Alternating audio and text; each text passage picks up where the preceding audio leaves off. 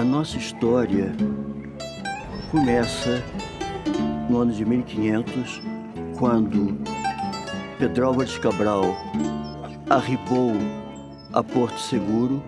Qualquer coisa que façamos do Brasil daqui por diante, civilizacionalmente, passa necessariamente por Portugal.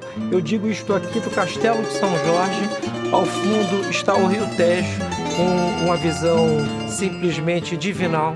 Foi este horizonte que os navegantes contemplaram ao sair daqui no caminho da Índia e se desviarem na altura da Guiné, por instrução do próprio Vasco da Gama, Cabral. Isto é o que a tradição historiográfica nos diz, que ele, ao ultrapassar as calmarias da Guiné, desse uma volta, só que esta volta fez com que toda a frota fosse dar a costa brasileira.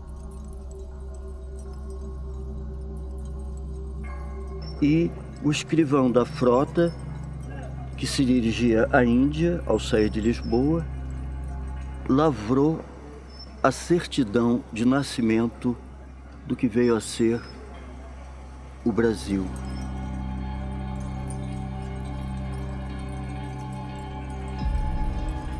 E desta maneira dou aqui a Vossa Alteza conta do que nesta vossa terra vi, e se a um pouco alonguei, ela me perdoe, porque o desejo que tinha de vos tudo dizer me fez por assim pelo miúdo. Pois que, Senhor, é certo que tanto neste cargo que levo em outra qualquer coisa que de vosso serviço for, Vossa Alteza há de ser de mim muito bem servida.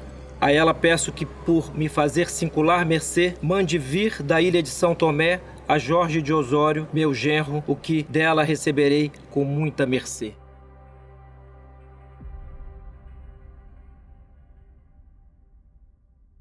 Este é um trecho da carta de Pero Vaz de Caminha a Dom Manuel I, a nossa certidão de nascimento, e nela, a certa altura, Pero Vaz de Caminha, que foi assassinado por mouros no mesmo ano do descobrimento do Brasil, em 1500, no dia 16 de dezembro de 1500, ele diz, depois de narrar as maravilhas que tinha visto, que o melhor que havia na terra brasileira recém-descoberta era a gente que lá estava por salvar, cujas almas poderiam salvar-se.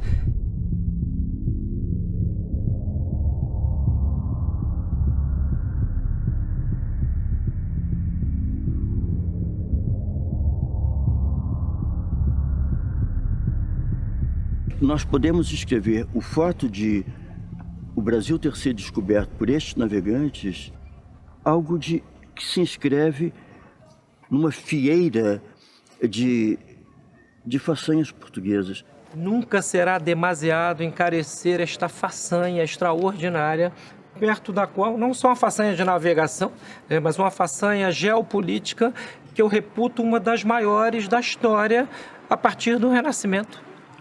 Tudo que se compara ao que os portugueses fizeram no Brasil parece pequenino, quando se tem noção desta dimensão.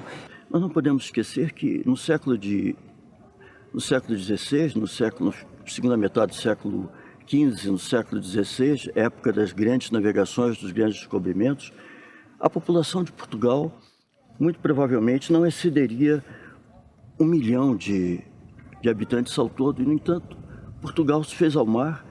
A ciência náutica portuguesa, ela não bebeu apenas do conhecimento astronômico dos astrólogos medievais, e eram chamados astrólogos desde Rábano Mauro, num período bastante anterior ao que nós conhecemos como Alta Idade Média. E este conhecimento náutico, ele bebia desta fonte, do conhecimento astrológico, porém, não podemos esquecer da escola geográfica de cariz ptolomaico. Ou seja, estas navegações, nelas havia sempre um cientista, muitas vezes chamado físico, um mestre em cartografia. Quando se contemplam os mapas deste período, é de pasmar a precisão a que esses mapas chegaram, considerando-se o escasso, digamos assim, suporte tecnológico. Portugal conquistou a Índia. Antes disso, conquistou terras em África e finalmente descobriu o Brasil, povoou o Brasil, colonizou o Brasil, fez daquela imensa extensão de terra habitada por tribos esparsas uma nação una e jamais dividida.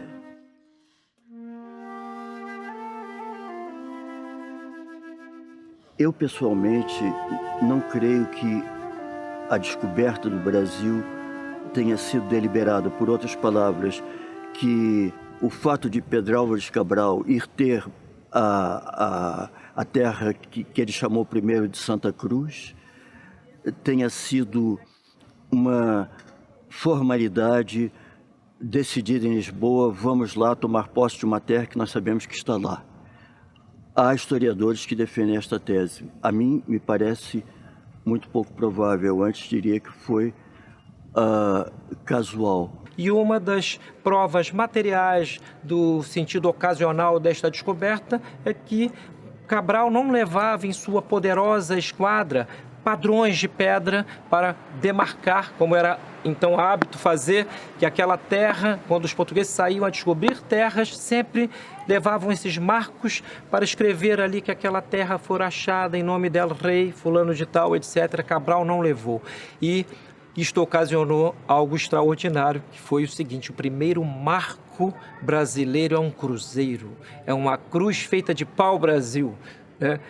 Cabral mandou alguns de suas esquadras cortarem aquele pau-brasil, fizeram um cruzeiro, e nossa terra, que Gonçalves Dias cantou séculos depois, a terra onde canta o sabiá, é uma terra sem dúvida nenhuma em que a cruz está, como por assim dizer, como o dístico maior. A grande preocupação dos reis de Portugal sempre foi de mandar missionários às terras conquistadas. Camões, no começo das Lusíadas, fala dos portugueses como aqueles que a fé e o império, os reis portugueses, que a fé e o império foram dilatando. Então o Brasil foi moldado por esta visão, a um só tempo missionária e heróica, e de uma sabedoria prática extraordinária, como diz Gilberto Freire.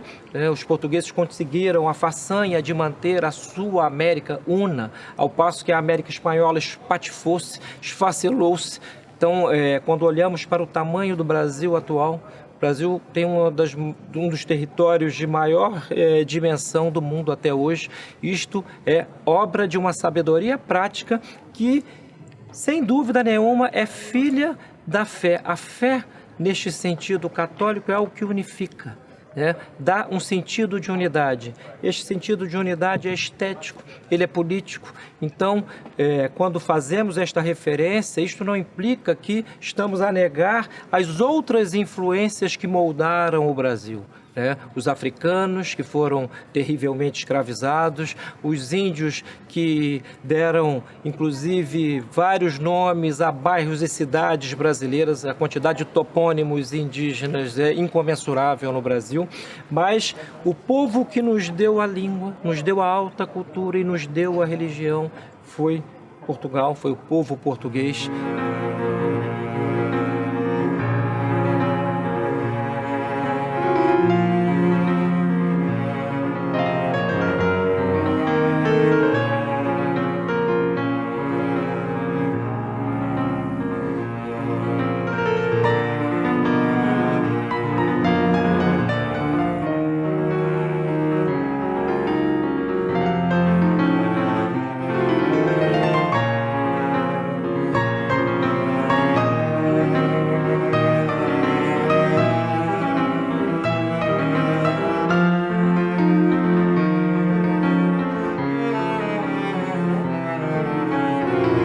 Estes portugueses que aportaram no Brasil no ano de 1500 eram portugueses que tinham muita confiança em Deus, acima de tudo, mas também nas suas próprias forças.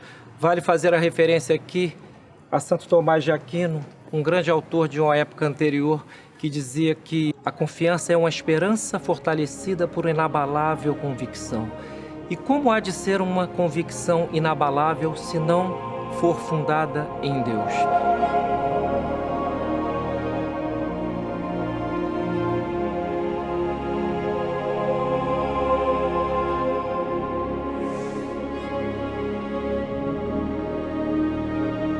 Vasco da Gama, no canto sexto dos Lusíadas, depois de uma experiência dramática que foi uma tempestade destinada a afundar sua frota, ele ergue as mãos aos coros dos anjos e diz, dirigindo-se a Deus: só por teu serviço navegamos. Isto não é uma frase retórica ou uma frase de efeito, isto é a expressão da verdade histórica comprovada pelos fatos, pela quantidade extraordinária de missionários que Portugal mandou à Índia, a outros recantos da Ásia e ao Brasil.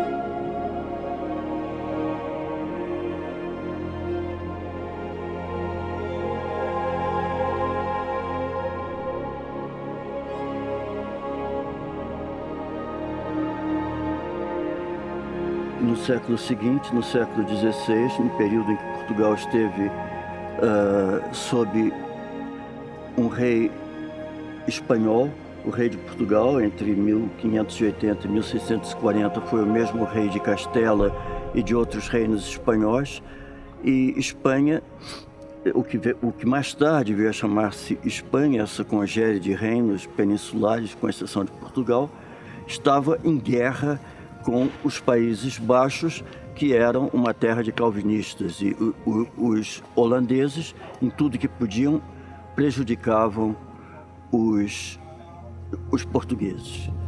Uma das vítimas dos holandeses diretas foi o conjunto de 40 missionários jesuítas que se dirigiam ao Brasil e foram atacados por calvinistas. Esquece-me agora se eram holandeses ou se eram calvinistas franceses, porque os franceses calvinistas também tentaram se estabelecer no Brasil. Mas como quer que seja, estes missionários jesuítas mandados pela coroa de Portugal foram todos trucidados no mar. Hoje são santos que estão nos altares, conhecidos como os 40 mártires do Brasil. Isto faz inteiro sentido para quem conhece a história de Portugal e já agora também a história do Brasil. É famoso o relato de portugueses que descem a uma praia brasileira e são abalroados, abatidos por 3 indígenas, mulheres, e comidos diante da frota. Foi o primeiro assombro que os portugueses tiveram com a antropofagia que se praticava aqui entre os índios. E aqui recorro a uma frase do padre argentino Álvaro Calderón, que jocosamente afirma o seguinte dos jesuítas missionários por estas terras brasileiras: eles cometeram um grande mal aos pobres índios. Eles ensinaram aos índios que comer gente é pecado, ensinaram aos índios o canto gregoriano da missa, deram aos índios uma língua escrita, porque tratava-se de línguas ágrafas, ou seja, que não tinham escrita, e é obra de jesuítas portugueses em terras brasileiras. Os primeiros escritos na língua nativa do Brasil. A primeira gramática da língua brasílica, da língua mais falada na costa do Brasil, também conhecida por Tupi, foi obra de um jesuíta chamado José Anchieta. Quer mais alguma coisa? Os jesuítas, até serem expulsos pelo Marquês de Pombal, no ano infausto do século XVIII, esqueci-me deste ano, os jesuítas foram radicalmente expulsos de Portugal e do Brasil. Eles missionaram o Brasil de norte a sul. Os jesuítas batizaram o Brasil, por assim dizer. É claro que houve outras ordens religiosas missionárias, mas não sem aquele senso de missão ou empresa, como disse o padre Manuel da Nóbrega. Tentar conceber o Brasil, o nascimento, o crescimento, o desenvolvimento ético, moral, religioso do Brasil sem a companhia de Jesus é um desvario, é absolutamente impossível. Então Portugal não era apenas o epicentro da ciência, era o epicentro de uma reação católica que se manifestou na Contra-Reforma e teve os jesuítas como os grandes missionários, o próprio Jaime Cortesão, e um dos capítulos deste 3º tomo da obra magna sobre os descobrimentos, faz alusão a este caráter missionário, civilizatório dos jesuítas em terras brasileiras. Então, tudo que contemplamos de genuinamente brasileiro, já nesta época que é quase a nossa pré-história, tem o selo de uma cosmovisão missionária e que vai para muito além do extrativismo ou das intenções meramente geopolíticas, como querem fazer crer alguns historiadores contemporâneos.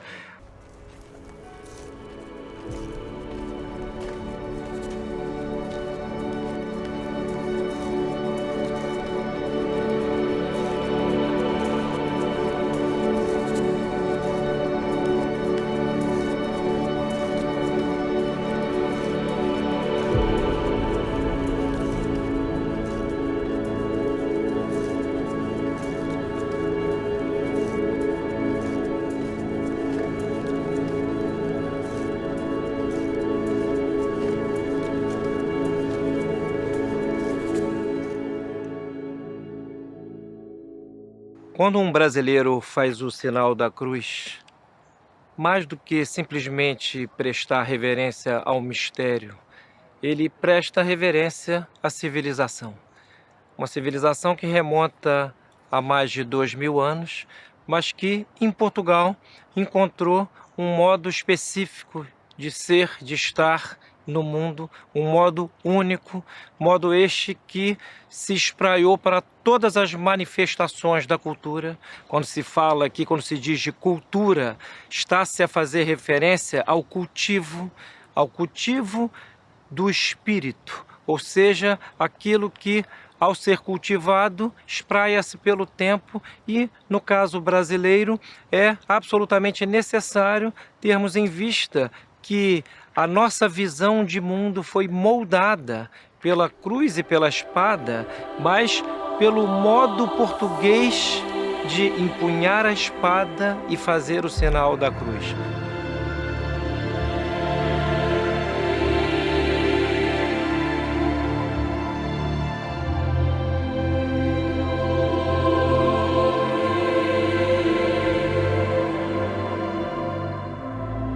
Estamos aqui em Guimarães, onde nasceu Portugal e onde, podemos dizer, sem medo de errar, nasceu a alma brasileira, já que da portuguesa provém. E não nos custa lembrar que o primeiro rei da dinastia de Borgonha, Dom Afonso Henriques, começou a sua saga numa briga familiar, ou seja, com a sua própria mãe. Tinha em vista este grande rei, mais do que uma questão meramente familiar, o bem comum, que hoje se perdeu no horizonte não apenas do Brasil, mas de todo o Ocidente. Portugal nasce com o cuidado para com o bem comum, com um sentido de história absolutamente cristão, católico, que se espraia aqui em todas as construções que nós vislumbramos no interior de Portugal, como esta aqui atrás de mim, o castelo adiante, enfim, ruínas que há aqui e acolá. Então, nunca será demais encarecer este parentesco espiritual. Se falarmos de história propriamente dita, como o desenrolar dos fatos à luz de valores que vão aflorando no tempo, nós temos inequivocamente este DNA português e não reconhecer isto é colocar-se numa situação sem futuro. A civilização, qualquer que seja ela, é tradição. Ela é passagem de bastão.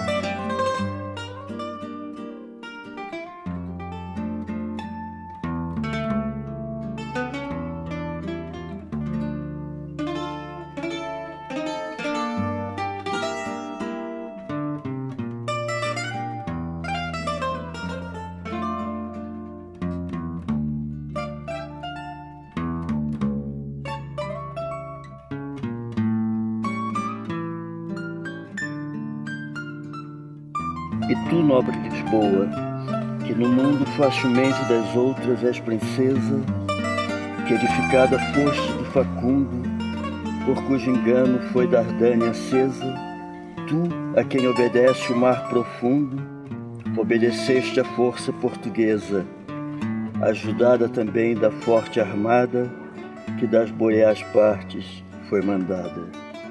Esta é a estância 57 do canto terceiro dos Lusíadas, na qual Camões se refere à conquista da cidade de Lisboa, até então em poder dos mouros, por Dom Afonso Henriques e suas tropas, auxiliadas pelos cruzados franceses, alemães e ingleses, a caminho da Terra Santa, que se uniram a este príncipe cristão para reconquistar aos mouros uma terra que era hereditariamente cristã. O padre Antônio Vieira, num dos seus maravilhosos sermões, inclusive, diz-nos literariamente que Portugal foi o único país fundado pelo próprio Deus.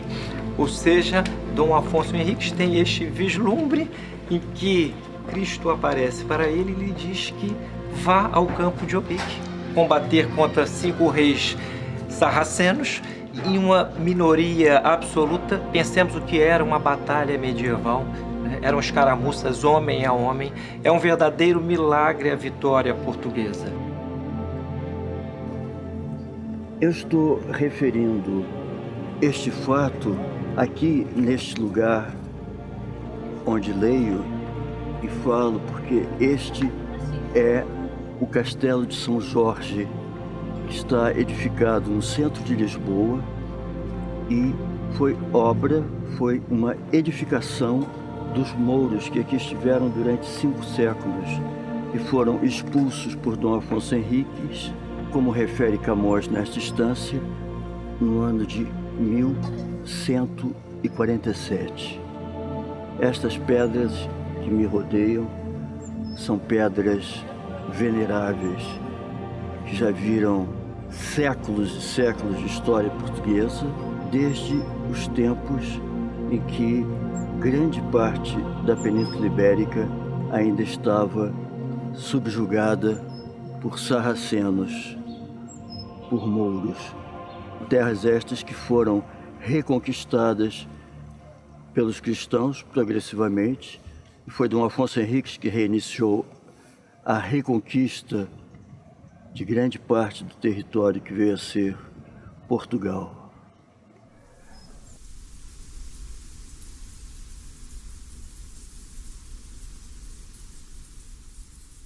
Já que estamos aqui no Restelo, tenho o Tejo à minha direita e o Mosteiro dos Jerônimos à minha esquerda.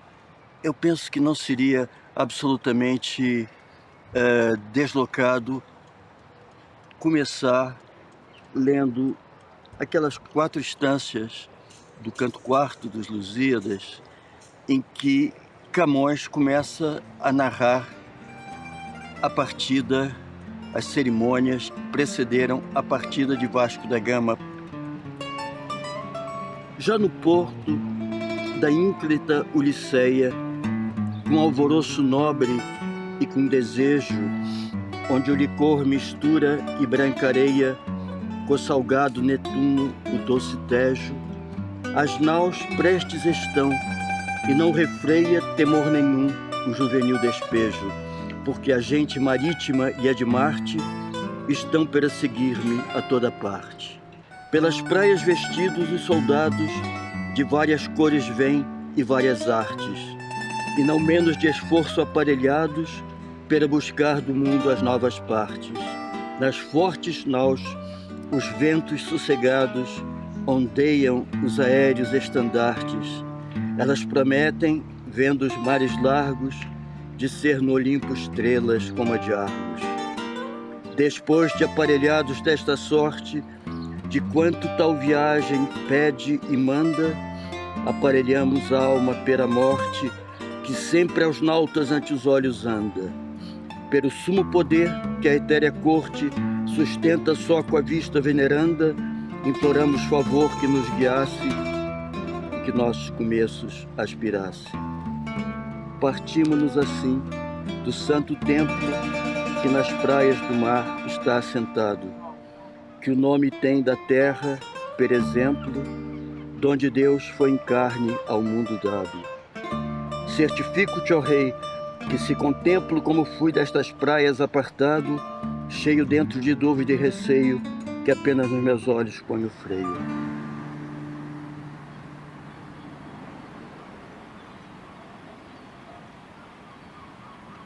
Esta terra onde Deus foi em carne ao mundo dado é Belém. E nós estamos aqui exatamente em Belém, à minha direita, onde hoje se ergue esse majestoso convento dos Jerônimos, feito por ordem de Dom Manuel, a partir de 1501, portanto, depois da volta de Vasco da Gama. Aqui se erguia a ermida, a igreja de Nossa Senhora de Belém, onde Vasco da Gama e seus nautas foram rezar antes de partir. Hoje, na igreja, está enterrado, de um lado, Vasco da Gama. Do outro lado, há um túmulo vazio, dedicado a Luís de Camões. Perguntar-me-ão, vazio por quê? Porque o túmulo de Camões, o túmulo onde Camões foi enterrado em 1580, depois de morrer em pura pobreza, como se lia no antigo epitáfio, aqui jaz Luís de Camões, príncipe dos poetas de seu tempo. Viveu pobre e miseravelmente, e assim morreu. Entre os dois túmulos está a nave da igreja, que é um portentoso exemplar do chamado gótico manuelino, que é uma variedade do gótico flamejante, do gótico tardio, e que se caracteriza justamente pelas ornamentações que compreendem desde a esfera armilar e a cruz da Ordem de Cristo. É um dos motivos que aparecem na ornamentação do gótico flamejante, de modo que, ao fim e ao cabo, nós temos Vasco da Gama de um lado, Camões do outro, e no meio o mar que os une. O mar que o primeiro se engrou e que o segundo cantou. Aqui, à minha esquerda, o Mosteiro dos Jerônimos.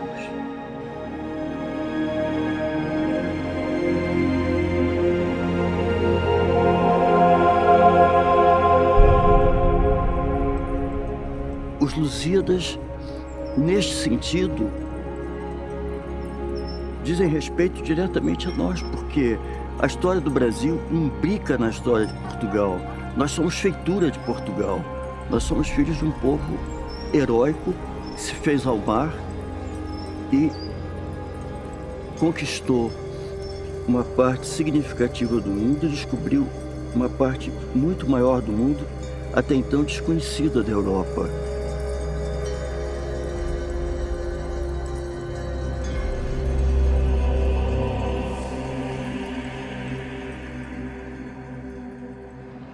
Camões é a prova cabal de que as estéticas podem frutificar sem se tornarem fetiches manipansos que se idolatram cegamente. Camões é um poeta do Renascimento, teve por seu grande modelo o épico latino Virgílio, isto na poesia épica, nos Lusíadas. E na poesia lírica, ele teve por modelos o italiano Francesco Petrarca e os espanhóis Boscan e, sobretudo, Garcilaso de la Vega. E nem por isso ele deixou de ser um poeta original, um alto poeta, um poeta poderosíssimo. Por que eu estou a lembrar estes fatos? Para dizer que as estéticas, os códigos estéticos não são camisas de força, desde que seguidos com inteligência. Qualquer português consciente da herança cultural e arquitetônica de sua pátria, mesmo que não seja um especialista em arquitetura, qualquer português que tenha vivido no norte de Portugal, que conheça as cidades do norte de Portugal e que vá a Ouro Preto e veja aquelas igrejas, aquelas casas, aqueles telhados, vai ter certeza que não saiu de Portugal. Eu sempre achei e continuo a achar que Ouro Preto e outras cidades irmãs de Ouro Preto, no estado de Minas Gerais, são Portugal da América. E eu não me arredo daqui. Aquilo é nossa herança clara. E a nossa arquitetura sacra, quer em Minas Gerais, quer na Bahia, que foi a primeira capital do Brasil, quer em outras paragens brasileiras de colonização antiga, são puramente portuguesas. Não podemos esquecer que o estilo barroco começou por ser um estilo católico, um estilo da Contra-Reforma. E o Brasil é filho da Contra-Reforma. Foi a ordem da Contra-Reforma por excelência que por primeiro missionou o Brasil, a Companhia de Jesus, que lá chegou com o primeiro governador Geraldo Tomé de Souza em 1549. E o padre Manuel da Nóbrega, provincial dos jesuítas, teria dito: o Brasil é nossa missão.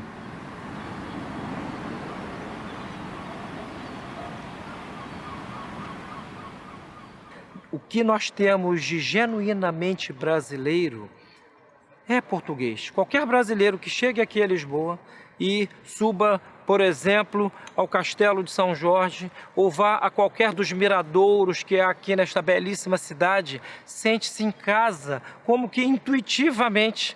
Um brasileiro sentir-se-á muito mais em casa em Lisboa do que em Roma, do que em Paris, do que noutras cidades da cristandade que se erigiram sobre a mesma visão de mundo, porque aqui está a nossa raiz. A língua que nós escrevemos, assim como os nossos valores e a nossa alma brasileira, no caso, não nasceram de geração espontânea, não surgiram do nada. Nós temos uma história. E romper o fio desta história não é apenas um ato de apostasia, é sobretudo um ato de suprema estupidez. É um suicídio ético, estético e espiritual.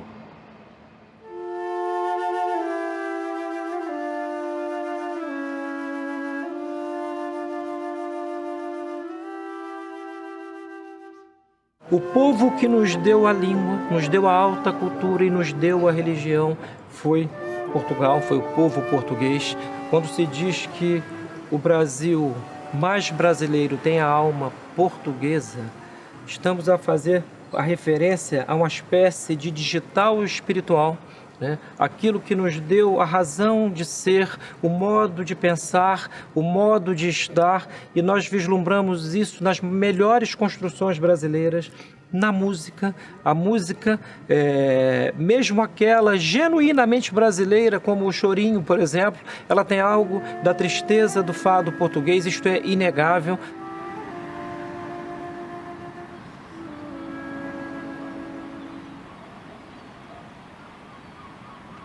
Quando a gente fala choro no Brasil, atualmente, a gente pensa, é o chorinho, é o brasileirinho, tico-tico no fubá. Mas o choro, antes de qualquer coisa, antes de ser um estilo musical, era uma maneira brasileira de se interpretar a música europeia. Quem já teve a grande alegria de ouvir algum grande guitarrista português a executar um fado, como Carlos Paredes, por exemplo, há de sentir ali a ressonância de algo que no chorinho está presente. Então, qualquer coisa que façamos do Brasil daqui por diante, civilizacionalmente, passa necessariamente por Portugal. Da maneira que eu toco bandolim, que eu toco choro, tem uma herança da guitarra portuguesa, uma herança brasileira do Jafá do Bandolim. Então me faz lembrar, tem uma música, um fado que chama Gente da Minha Terra, que ela fala: essa tristeza que eu trago foi de vós que eu recebi. Então, Gente Portugal, da minha né? terra, né? Essa Agora tristeza, que eu percebi. agora que eu percebi. Então isso aconteceu comigo, porque no Brasil eu cresci tocando, então eu fui aprendendo as coisas, mas Sem saber sem por quê. saber. Quando eu cheguei nos Estados Unidos, eu pensei, a gente da minha terra, agora que eu percebi.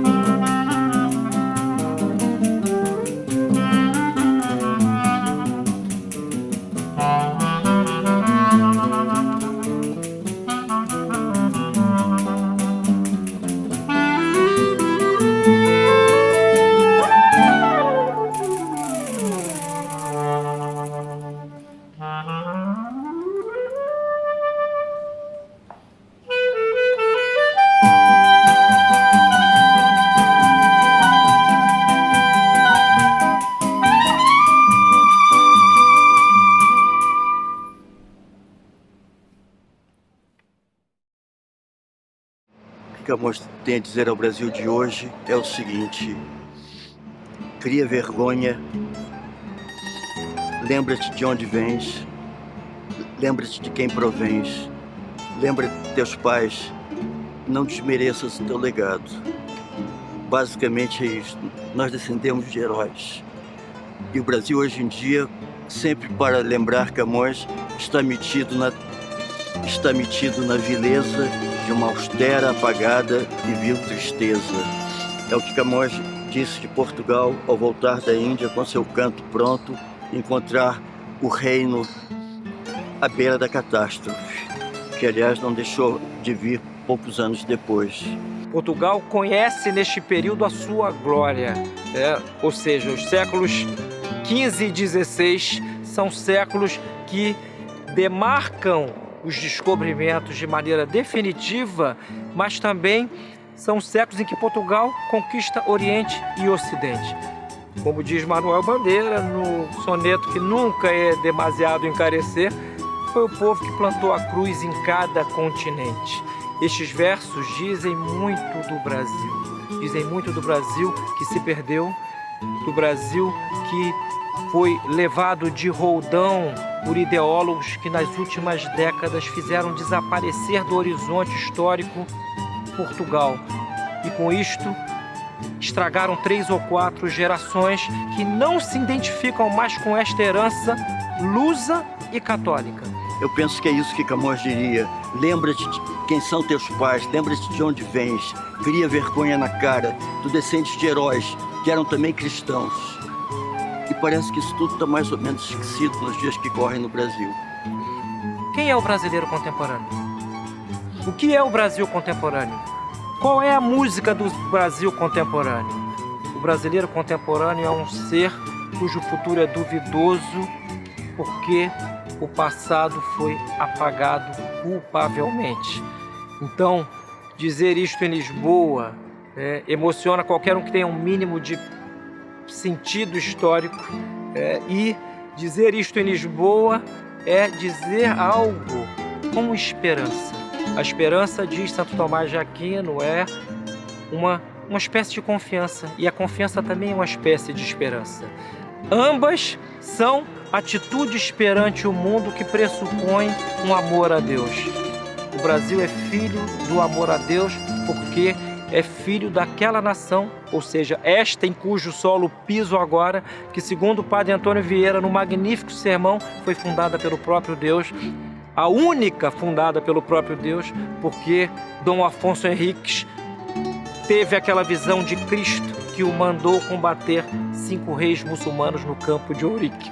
Então, de alguma maneira, podemos dizer que o Brasil é neto de Deus.